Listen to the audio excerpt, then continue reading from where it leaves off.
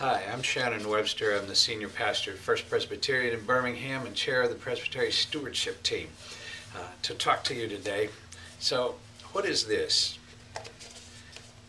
These three things here. And why do we know this? It is some kind of marketing triumph. How many more people know this than know what we do as a church? This one, you might say, well, let me ask a question. Is this a small or a tall? Yes. Confusing. Grande venti. Why do we know this? I went into a drive-through one time, went through the drive-through for fast food for a small cola, and ordered a small cola, and the attendant says, oh, we only have medium and large. That was too tempting to me to let pass, so I said, darn, I wanted a small one. He never did understand what I was after. Small isn't good in our culture. We want it bigger, stronger, harder, smarter, faster. We're starting into our stewardship season. And we have the most tangible opportunity now to tell the gospel in a clear way that we have all year in some ways. In the Gospel of Mark, Jesus watched people making their offering and pointed out to the disciples the poor widow who put in 2 cents worth, all she had, and said that she put in the most. Others contributed out of their abundance. She contributed out of her poverty, everything.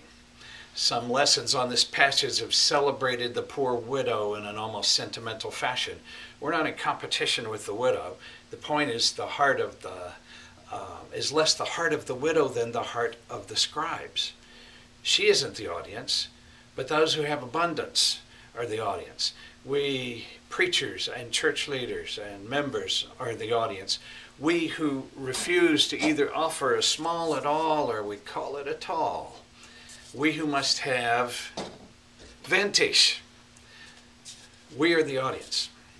So in the Mark 12 story, the woman was not a poor widow in order for us to have sentimental emotional feeling about it.